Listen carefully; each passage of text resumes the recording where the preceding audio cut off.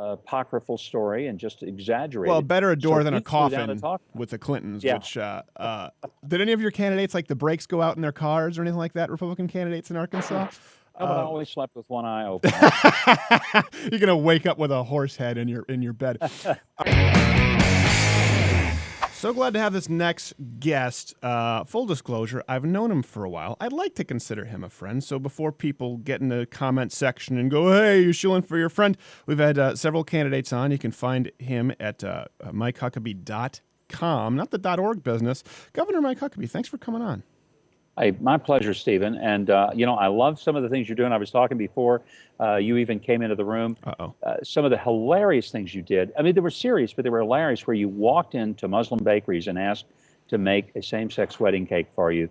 And I thought it just pointed out the utter hypocrisy of the left and being very selective, that they're outraged that Christians would follow their convictions, but it's perfectly okay if Muslims follow theirs. Well, anyway, I just want to commend you for that. It was careful great stuff. If you're running for president to say that you like anything I've put out. You don't want that kind of heat. Some of the stuff you put out is pure junk. Well, it's true. It is true. Well, it's funny about that one. I mean, they always say, well, this is selectively edited. Well, of course, I'm a comedian, and that was selectively edited to be funny. And I said, like, there were some Muslim bakeries who were very nice, and there were some who weren't. But it only takes one lawsuit, and that's the point. That's right. Exactly. And you were talking about that with Kim Davis right off the bat. Firstly, so right after the debates, how are you feeling? Unanimously, people seem to really think you had a good performance. Well, I mean, I think given the questions I had, I would have loved to have had more substantive questions about things like the fair tax. I'd have liked to have talked more about what is it that makes a person prepared to be president. Right. I mean, I really think we miss in these debates an opportunity to sort of delve into the character, the background, the preparedness of somebody to be president. It's a pretty serious job. I don't think it's entry level. I think a person needs to have had that kind of experience so that when you're president, you're going to face not what you expect, you're going to face what you don't expect. Right. And that's what you're really elected to be ready for. Well, I bet you didn't expect those moderators to be. I mean, that I hate to do the whole media bias because sometimes it's overplayed, but that was, in my opinion, the worst leftist hatchet job I've ever seen in the history of debates. Do you think I'm out of line with that assessment? No, you're not. Interestingly, Stephen, even the left-wing media, I mean, you had articles on Politico that were just savaging the process of the debate last night and the way that CNBC handled it. First of all, let me give a little sort of behind-the-scenes thing that a lot of people probably won't know. Yes, we love CNBC had told all the campaigns that they were going to make sure that we had a very different experience and that they were going to equitably distribute the time, that they had some algorithms that they had carefully built that were going to tell them exactly where they were, which candidate had the most questions, which one needed to have more. They were going to take care of this. Do you think that happened last night? I'm going to tell you, it must have been Al Gore rhythms, because there was nothing in there that was balanced and fair, not only about the amount of time allocated, but also about the type of questions and even when they were spaced out. So I just feel like that the RNC has got to get on top of this process. This is not a game show. Right. This is not a process to let America be entertained by watching some people take cheap shots at Republican candidates who, whether they like us or not, we have put our lives on the line to run for president. It's a serious process for every single one of us. Right.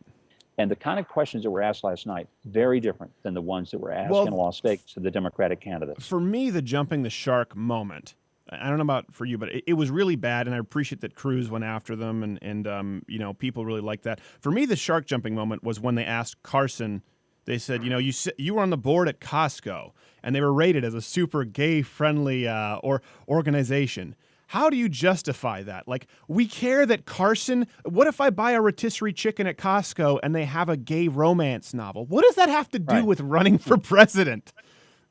It was a ridiculous question. I've often said that the difference between people like me who are very committed Christians who believe in traditional marriage and people on the left is that I'm very accepting and tolerant of people who have a different point of view. Right. I use an iPhone and a MacBook and an iPad, even though Tim Cook is certainly not friendly to my point of view on marriage. Right. I drink Starbucks coffee and I order stuff on Amazon. Well, guess what? All of the CEOs of those companies support a view of marriage that I absolutely don't support. But you know what? I don't try to put them out of business over it.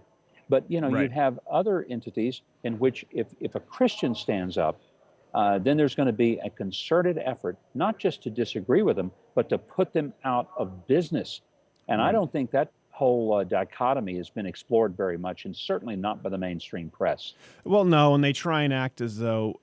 Well, actually, I have a funny story about that. So I went into I was working at Fox News, for a few years, and at this point, I was still an actor, kind of auditioning. So I was auditioning for a sports show, and I went in, and it was at a screen test point where they were rotating us. They rotate the panel, and there was a guy in there. And the second he found out Fox News, he's a liberal podcaster.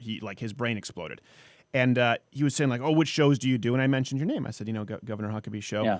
And he's like, "Oh," he started talking about how much he hated you. And I said, "You know what?" I said, "You know what about Governor Huckabee? I know what people think." I said, "But he actually can be a really genuinely funny guy." And this was a few years ago, and I remember his response. He said, "What's funny about him? His views on gay marriage?"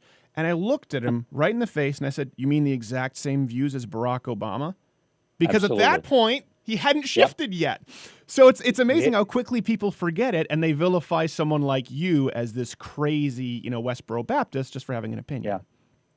Yeah. Well, it's part of the, I think, challenge that we face as conservatives, and more specifically if we're Christian conservatives. But I've got a pretty, I guess, just laissez-faire attitude to say, I can't make these people like me. Right.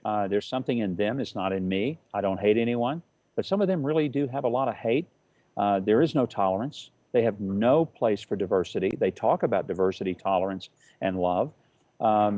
But I'll tell you, the meanest people I've ever met are people who are activists for a point of view on the left, and they just can't stand that everyone doesn't agree with them. Right. And there's no sense of humor.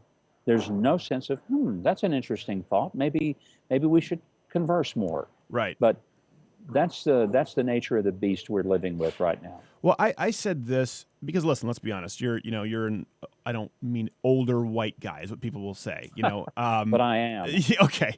But let's contrast with, let's say, Carly Fiorina, who's a woman, two Latinos on the stage, Ben Carson. And I said, listen, Ben Carson is a neurosurgeon. You may not agree with him, but he's a neurosurgeon. And he's a black guy from Detroit to a single mother, okay? If we're going to talk about the black experience, he's not playing for the B team. That's the MVP. Detroit, single mother, let's be honest. I said, if they paint him as a racist dummy, which is what they've done, they're going to do it with anyone. It doesn't matter if it's Governor Mike Huckabee or Ben Carson or Ted Cruz or Carly Fiorina. So I think what a lot of people like me, regardless of who wins the nomination, we just want to see conservatives and Republicans stop preemptively apologizing because they're going to do it anyway. Well, and I think one of the things that you've seen in all of these debates is none of us are backing down. None of us are just saying, true. Yeah, we're so sorry, we've offended somebody. I think all of us are stepping up and saying, we offended you? Gee, you got a problem, I don't. Right. And moving on and not allowing ourselves to be beaten into this submission to the far left and be made out to be something we're not, which, look, we're thoughtful, serious guys. Everybody on the stage is very well educated. Mm-hmm. And I would tell you something, I don't know of anyone, this is what I tried to convey last night when I was thrown the bait about Trump. Everybody on that stage, I've got more confidence in being president than I do Hillary Clinton, Bernie Sanders, or Martin O'Malley. I mean, come on, give me a break. Oh, come on. You don't need to mention Martin O'Malley. You don't need to throw that name in there. Well, I mean, if should Hillary be frog marched across a federal courthouse lawn for federal charges, which won't happen under this administration, but I mean, should that happen, Martin's there to pick up the slack. I think it's Sanders. I think a lot of conservatives and Republicans have underestimated the Sanders effect, and we've gotten a lot of flack because I've done a lot of videos on it, and we're the only only conservatives out there who've done anything. And what's very funny is a lot of the Ron Paul supporters were courted, and some of them didn't, but about half of them did jump to Bernie Sanders, and it doesn't compute. Yeah.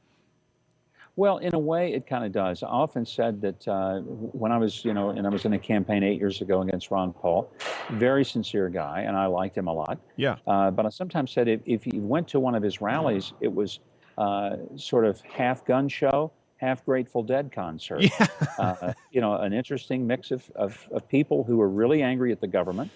I think Bernie Sanders has tapped into sort of the left anger in a way that some candidates tap into the right anger. Trump. But I also believe, well, in many ways, yeah. Yeah. But I do think that he could be a George McGovern of this cycle, a person that is so far left, nobody thinks he can win, but there's just such a mood within the Democratic Party. They want someone who really represents just how left-wing they have become. And the fact that he is doing so well is really indicative of what has happened to the Democratic Party. There are no Scoop Jacksons anymore that are defense hawks that really believe in protecting the national security of this country. I mean, that's a good thing to think about is, well, just go back to Jim Webb, the one guy on that stage among the Democrats who had military experience, who had national security experience, and, you know, they basically tossed him overboard. Yeah. Well, I don't know if I wrote about this. Not only, obviously, the diversity that the left loves, which I just can't stand. Diversity either happens or it doesn't. It shouldn't be government enforced. But on the Republican stage, you've got this intellectual diversity of, you know, Rand Paul, who's all about that cannabis oil, and then Chris Christie, who's really more of almost of a war hawk. And you're seen as more of a conservative, sort of social conservative Christian. And then you got Fiorina, who would be somewhere in the middle. There's such a wide spectrum. And on the left, when you watch those debates, the only disagreement they had was over who had the lowest rating from the NRA. That was the biggest argument they had. And that's why I think Bernie Sanders, when it comes to the general, he only had a D-. And the gun issue is such a losing issue for the left, and Hillary Clinton is seen as so shrill and anti-gun. I think that's a tough hurdle for her. I think you could be right, and you may be the first person to predict that Bernie Sanders would be the nominee. But I think it's very possible because Bernie Sanders has tapped into that anti-corporate, anti-Wall Street feeling. By the way, I share some of that because I think that the Republicans are as guilty as the Democrats, and they take all the money from these big donors and they do their bidding.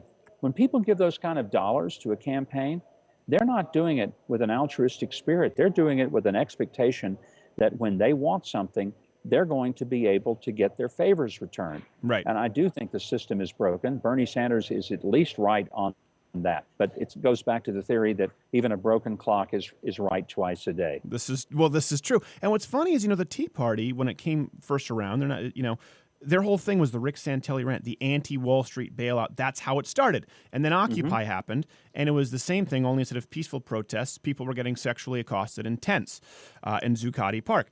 But there was common ground there. People, for some reason, it's seen as a Republican idea that we should bail out big banks, when if you read any of the big books from conservatives, whether it's Sowell, whether it's John Stossel, even whether it's people who people think are crazy, whether it's Beck or Limbaugh, people who mainstream America have vilified, they've all been against those bailouts. So I want to kind of throw that to you. You're seen as more of a social conservative candidate, and one of the criticisms would be from people, you're not fiscally. Oh, wait, we only have 1 minute, Jared? Well, you know what? We'll set this up, and then we'll come back from this. We go to the next segment, because you need the floor on this. All right. But there are some people who obviously lob that you're not fiscally conservative. So before we go to the break, would you say yay or nay? I would say I'm very fiscally conservative, and I've got a record to prove it, and I hope we get a chance to talk about it. We will. We're going to go to our evil corporate overlords for advertising, and we'll be back with Governor Mike Huckabee. And we are back with Governor Mike Huckabee. Thank you so much for staying with us. So, like I said, to be here. Before the break, some people say you're kind of the social conservative candidate right now. Fiscally, go ahead and give them your pitch. Well, I cut taxes nearly 100 times in Arkansas, and I did that against the headwinds of a legislature that was 90% Democrat. Nobody in the country, nobody, not somebody from Massachusetts, Vermont, Maine, New Jersey, Oregon, or California, ever had a legislature as lopsided as mine. Yet we not only cut taxes, we transformed our state's economy and brought the basic per capita income up by 50% over the course of my time. Okay. I opposed TARP when a lot of Republicans were out there saying, wringing their hands, oh, we just have to do it. I said, no, you don't. That's not a conservative principle. I have fought for the fair tax, which is the most conservative approach to taxation that exists, because it doesn't penalize people's productivity and subsidize irresponsibility. Right. I reformed welfare in our state. We took half the people off of welfare, got them into jobs. Cut those rolls by 50%. You know, I put my record fiscally up against anybody's, but more importantly, keep it in the context of the kind of atmosphere in which I had to govern. Could I have done even more had I had even a 60% or a 51% Republican legislature? Yeah, but I had a 10% Republican legislature and a 90% Democrat legislature, all of whom, by the way, were Clintonistas and all indebted to the Clinton political machine. That was the atmosphere in which I governed Arkansas. Well, you even alluded to that last night, that you got out alive. Is there more subtext there that I need to know, Governor? Because I've talked about this for a while.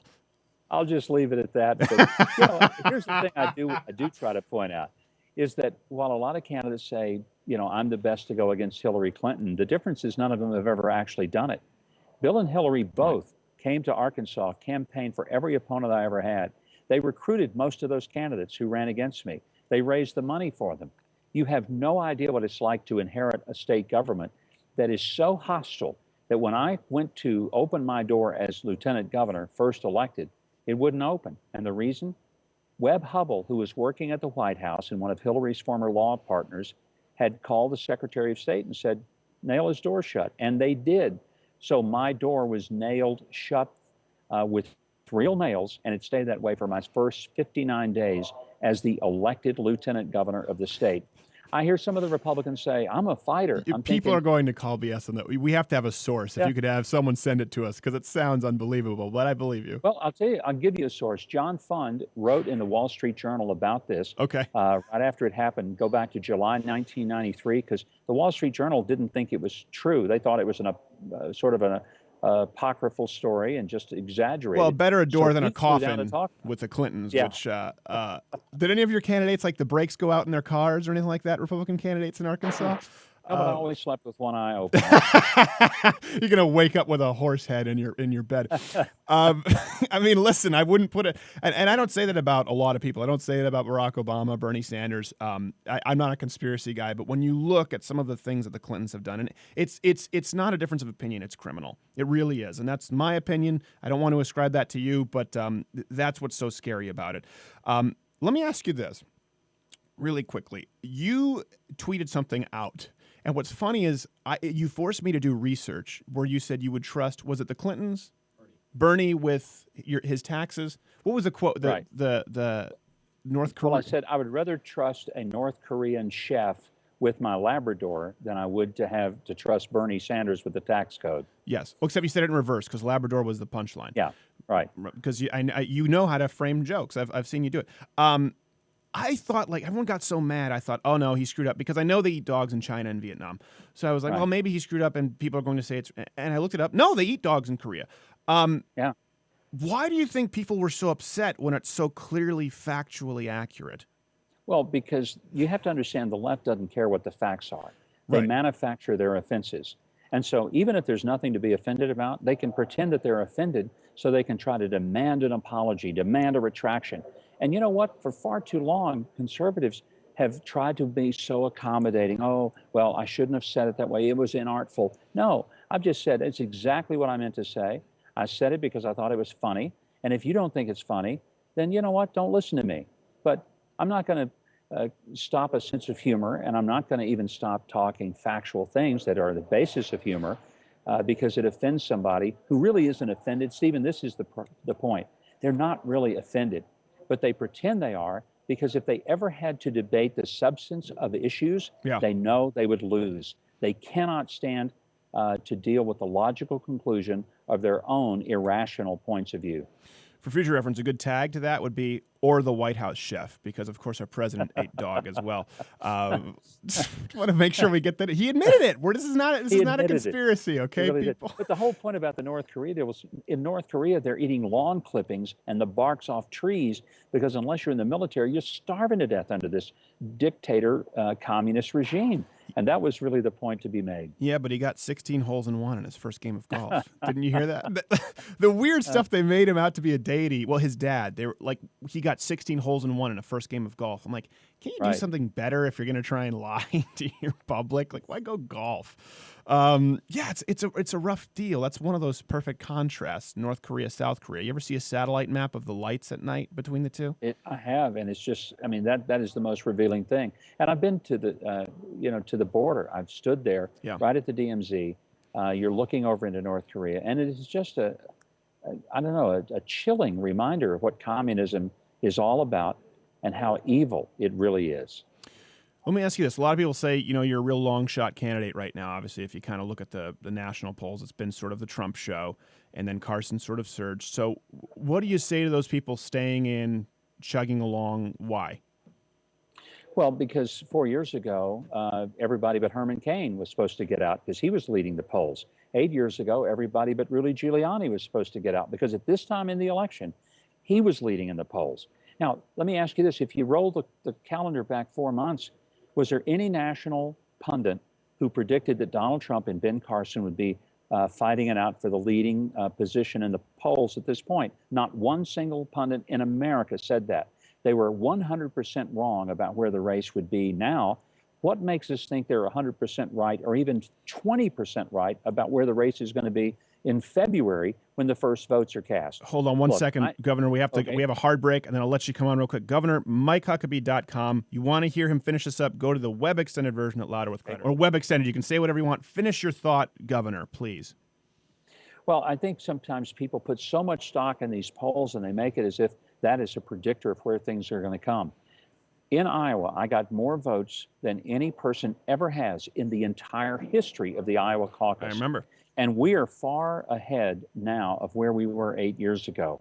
But there's one thing I do know. I know how to win those caucuses. And you don't win it by polls in November. You win it by organizing and having a great ground game and building out the activists one at a time. So we're comfortable where we are, where we're going, and where we will be at the election. Okay, one quick question. For the libertarians who are skeptical, a lot of them who watch this show, what's a Governor Huckabee presidency like for them? They're afraid you're going to come in and enforce Christian martial law. Well, that's ridiculous. I mean, I believe the best government is the most limited and the most local. That's how it was supposed to be. The reason we have government that we have is because people don't live up to that golden rule of do unto others as you would have them do unto you. And so people, even though they say they don't want government, let somebody break into their home. And what do they say? I want more cops on my street. Well, that's more government. So there's a lot of hypocrisy where people say they don't want it, but I'd like as little as we could get by with. But in order for that to happen, we have to have people who live by the golden rule, and we have to have people that govern themselves so they don't have to have a bunch of government on top of them. And that is tough to do. Well, Governor Huckabee, thank you so much for the time. The site is MikeHuckabee.com. Am I correct? That's right, MikeHuckabee.com. And Stephen, great to be with you today. Thank you, sir, and Godspeed with the elections. We'll be keeping a close eye on it. If you like this video, you can watch these other videos. More importantly, click my face to go straight to my website and enter to win an AR-15. It ends November 14th. That's right. We're giving away a free AR-15. Some of you are asking why. Oh, the camera's so... Well, it's a question that's silly, and I won't respond to it.